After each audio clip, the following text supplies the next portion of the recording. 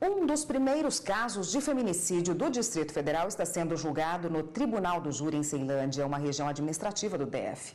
O réu matou a mulher em abril de 2015, mesmo ano que começou a valer a lei do feminicídio, que é considerada quando esse tipo de crime é praticado contra vítimas em razão de serem simplesmente mulheres, por menosprezo ou discriminação.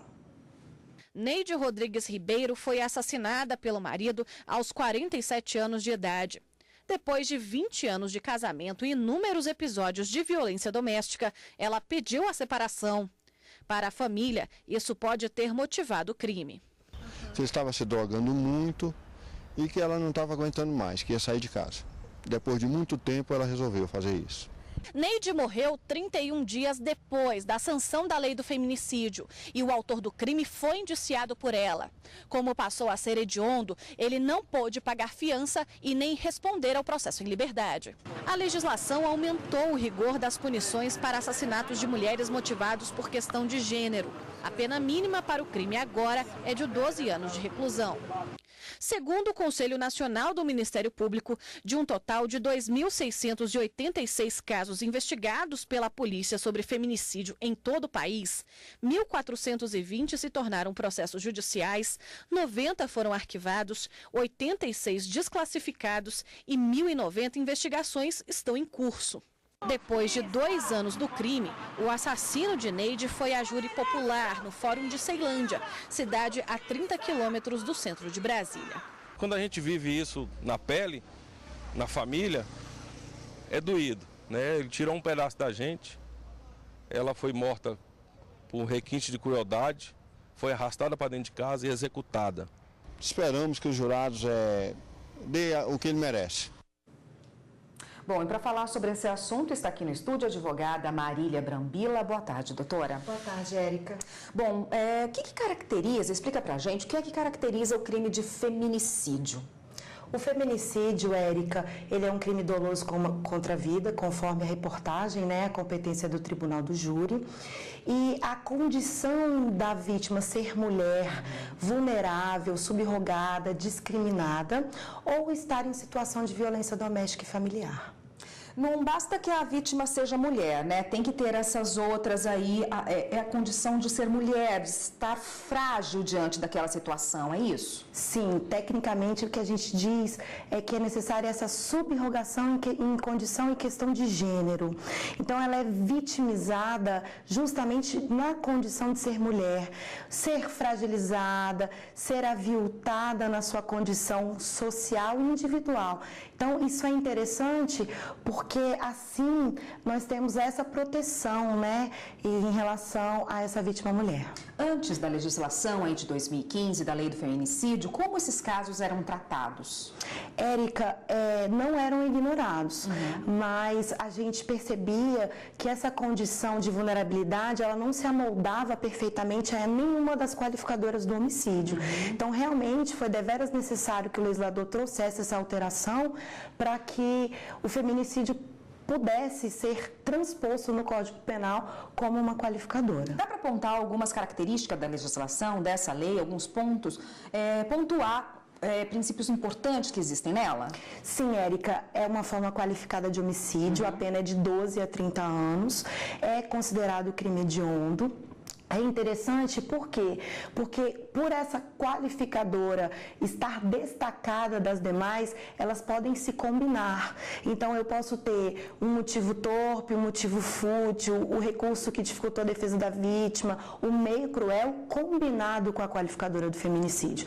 Então a grande importância dessa lei, Érica, é trazer realmente a clareza legal de uma maior punição aos agressores que têm suas vítimas mulheres. A qualificação por essa lei do feminicídio, já parte ali do primeiro momento de atendimento na hora de um crime, da própria polícia, na hora de enquadrar e oferecer essa denúncia? Sim, Érica. Inclusive, nós estamos no momento de implementação do Protocolo Interamericano de Atendimento à Situação de Violência contra a Mulher.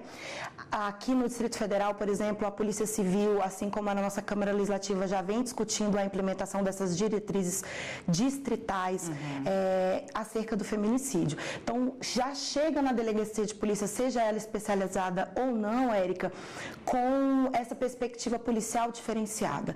Ela precisa, se não for ceifada a sua vítima, de um tratamento e um encaminhamento imediato à unidade de saúde, à possibilidade de levá-la a um abrigo. Então, sim, nós temos a política pública e implementação desse atendimento diferenciado a essa mulher. Tá ótimo. A gente continua nesse assunto no próximo bloco. Só um minutinho, por favor.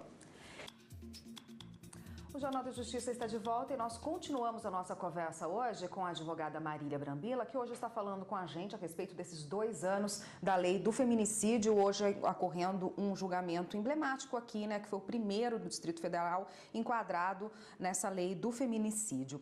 Baseado em quê? No momento em que chega já no tribunal essa denúncia e que o réu vai ser julgado, o juiz enquadra aí no feminicídio e também pune, né, a pessoa, divulga a sentença.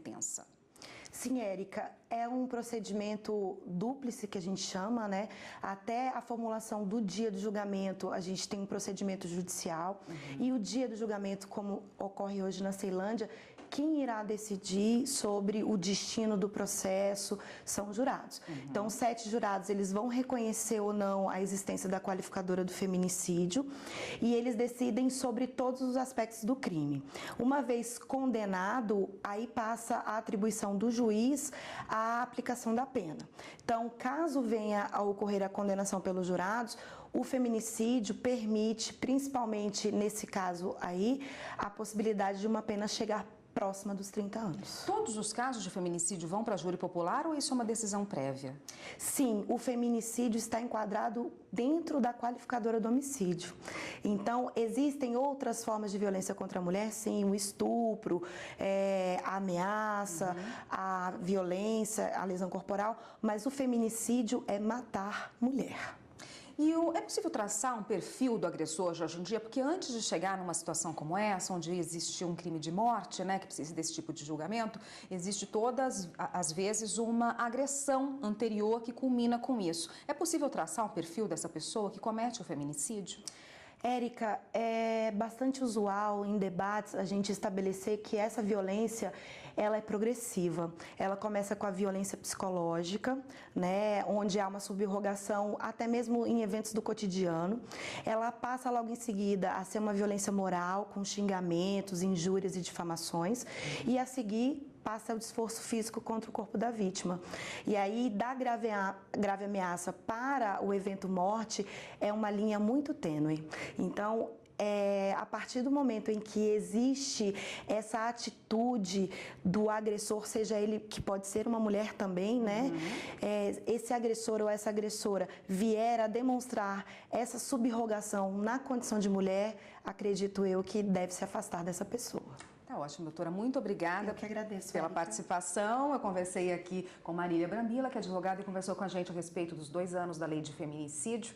Obrigada, até uma próxima. Agradeço, Érica. Tá.